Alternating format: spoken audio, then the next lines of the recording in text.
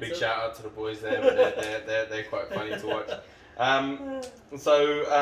Next up we've got Everton versus Fulham. Now, this at the beginning of the season we would have just both not even thought about this and said Everton straight away.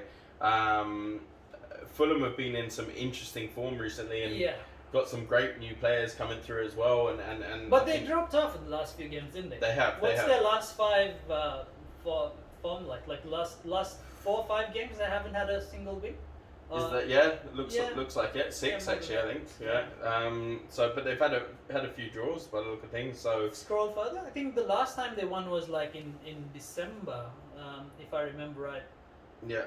Yeah, the last time they won was FA Cup QPR 10 Jan, but in the Premier League, I think the last time they won was 1st of December. Yeah, there you go. Long time ago. Long time ago. So I think it's a straight swap. Everton win. I don't. Yeah. Yeah. All right. I will go with I'll go with an Everton win. I'll probably go with the 3-0 again.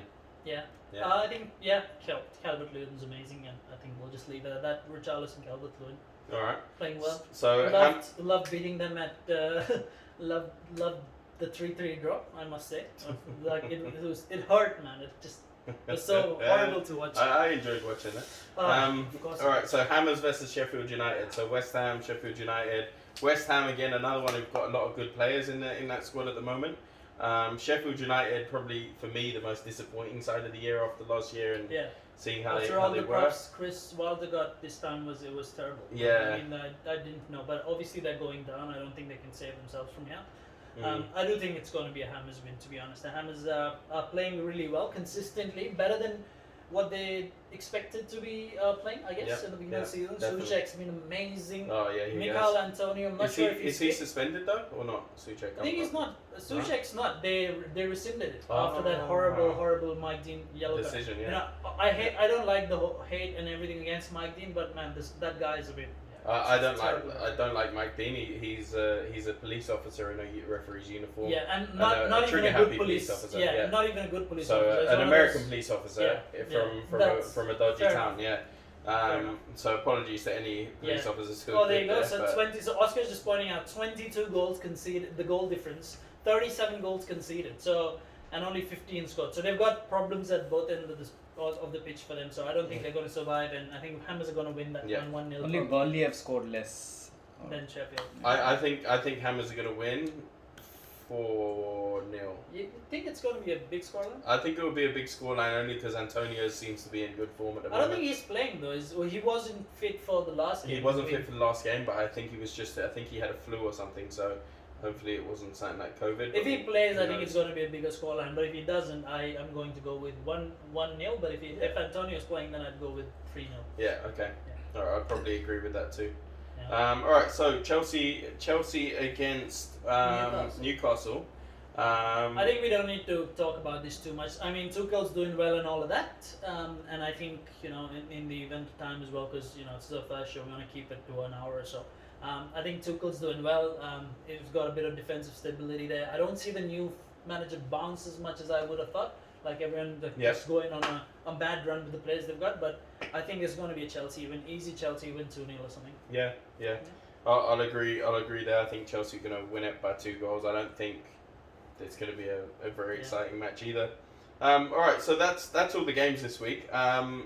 In terms of players to watch or anything else you've seen over the past couple of weeks, is there anything that comes to mind when you're thinking of that?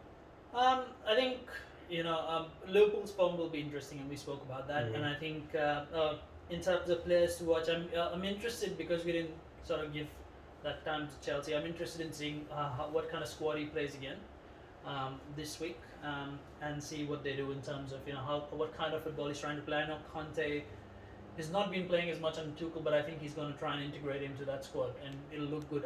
Hopefully Werner hits the vein of form that he was bought for. I'm not a big Chelsea fan or anything, but he's a good player, and I'd like him to succeed and stay in the Premier League, to be fair. Yeah.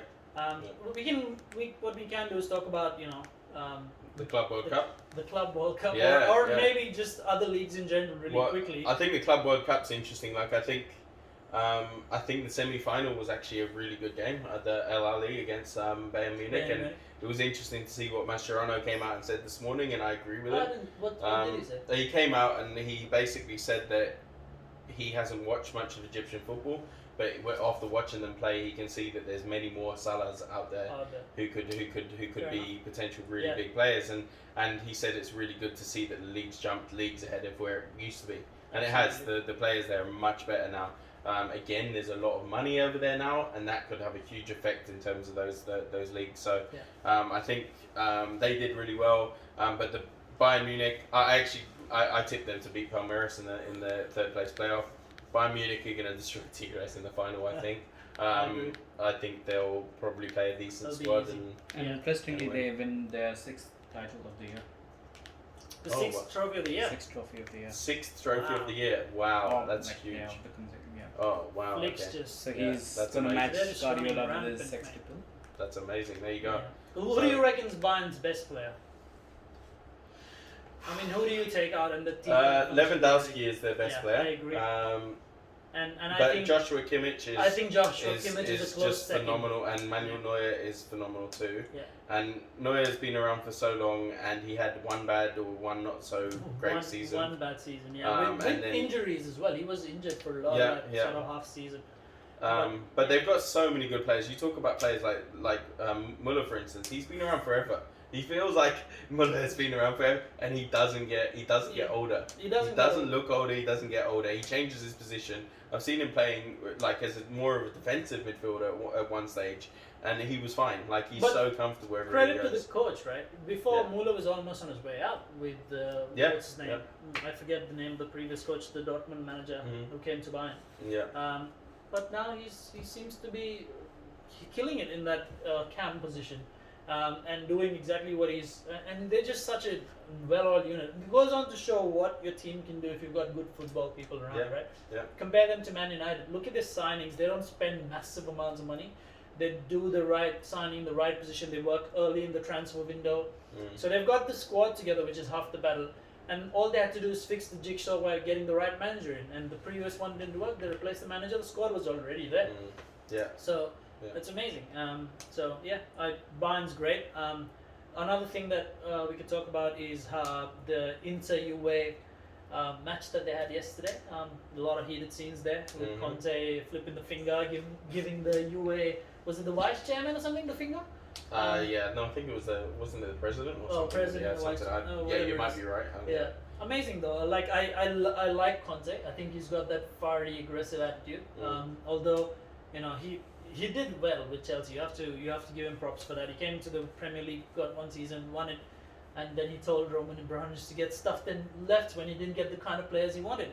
And to be fair to the Inter squad, they don't have they've not gone and spent massive amounts of money. They're basically taking people from clubs or players from clubs who basically not wanted their players.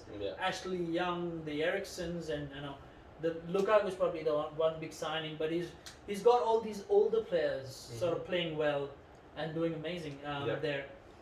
So I'm quite impressed by that. I do know that AC Milan are close, and I would love to see AC Milan and Ibra win this. But it's going to be a very close, hard-fought battle because I do see them dropping points, to be honest. And Inter's a little more. The team with Inter has been there for a little longer around, so they might nick it.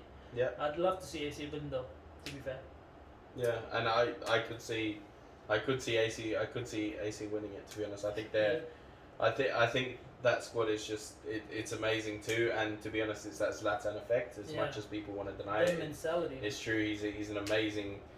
He's a mentality monster. That guy. He really is. That's what I think. I think he's better than more than the player he is. It's that mentality. He's a mentality monster. I mean, that's not a word I used a lot of times before, but he comes in and he gets that team believing that he belongs there they belong on top. So it's similar to Fernandes at United. I think he's changed the whole.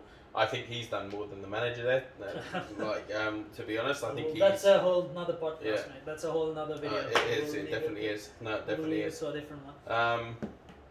But I think in terms of in terms of other games this weekend, you got, was it Atletico Madrid versus Granada? Yeah, very That's quickly gonna be- about the whole Spanish league. I think Real Madrid, and I think they've got what, a 5-point difference, and with 1 game or 2 games Is in it hand. Real Madrid or Barca second? No, Real Oh, it's Madrid Real second. Madrid, They're yeah, pretty yeah. much so. Oh yeah, okay. 51 points in 20 games for Atletico. Same and as then- Barca then, basically. Yeah. All right. So Yeah. basically, Real and Barca have got 3-point difference, but Barca have a game in hand. But Yeah. even if they win that, then Atletico is basically 5 points ahead Mm. from both those clubs with 2 games in hand. Yeah. So you know what? After looking at, I really want Atletico to win this time, just for a change in scenario. Mm. Plus, I don't think Zidane's playing great football or anything. He's No. just they're just pushing the team. I do think Koeman's made a general sort of difference in terms of the style of play of Barcelona. They run a little bit more and all of that, but I can't believe Sevilla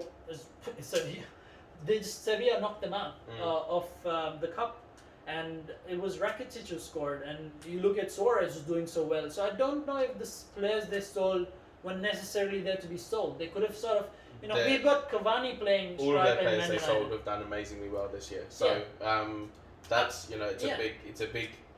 If you look at it, they were trying to refresh the squad and bring in the likes of Fati and Pedri and a few of these other youngsters, and that's great. But you need to have support to be able to do Correct. it. I don't think they have that. At the moment, I don't know if it was a good idea just selling them off straight away. I think, if you could have, like we are using Cavani, who's 33 years old and he's still scoring headers and whatnot. I'm sure Suarez could have played that role. I don't know if this is a dressing room sort of thing to sort of refresh the squad.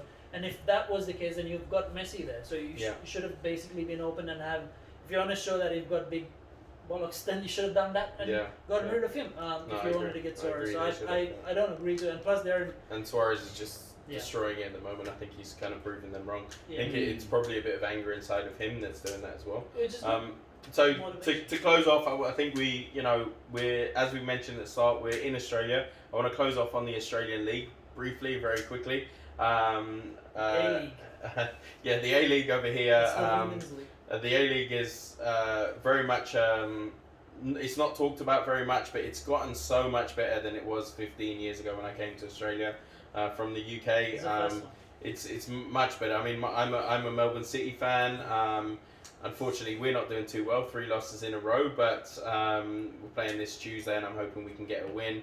The really weird thing is Central Coast Mariners sitting at the top. It's the first time they've ever been at the top, and it's very unusual to see. So I think a couple of wins on the board is what we need, and we're probably a little bit off that, but we'll give it a go. It's good to see victory at the bottom. I'm the only delighted to see respite that. for you guys is that Melbourne victory. It's basically a derby game for people who don't know, and Melbourne City, Melbourne victory. They're going to do together, but basically they're sitting at the bottom of the table, so that's the only respite for City fans. But at the end of the day, with the money that City's got at their disposal, versus some of these other clubs who are quite small comparatively, it's shameful that City's sitting on what 8th. You've got to remember they can't use the money here like they can in other countries. True. It's We've got a salary cap. caps and all Yeah, of those salary things. cap, and you can only have one player who's outside of that, and no one really uses that these days. We used to have But the facility, players the like training Heskey and facility is Del Piero. great, and Oh, they have great training facilities. That's correct. So there's a a lot of stuff behind that. exposure. The infrastructure behind it Yeah. is brilliant. And going to the games, they're actually really fun to go to, and hopefully City can get a couple more wins in there. But yeah, that's about all for now, guys. We'll do another one of these next week. If you liked it, give us a like. Please as subscribe. well. I don't know if we should. I know when we get a sort of a bit of a following and a big budget and all, we'll have those icons come up and remind you to do subscribe and all of that. But for now, we'll just keep this as a friendly chat, and if we have comments come out on the video, we'll address them in the next. And we'll try and keep some fan interaction as in when we go, and sort of anything. We want to try and keep this into football, but we could diversify going forward and see where it goes. Really, it depends on how we take it. It was more a brief discussion between the two of us, and then Oscar here, and we said we'll just start talking about football in front of a camera rather than talking about it to each other and see what other people's opinions are. He And likes share to a bit. talk a lot, doesn't he? So anyway, we're going to close up, guys. Please leave any comments you got below as well, and help us improve as we go. Yeah, and Thanks, please guys. like, it'll be much appreciated. Thanks. Bye.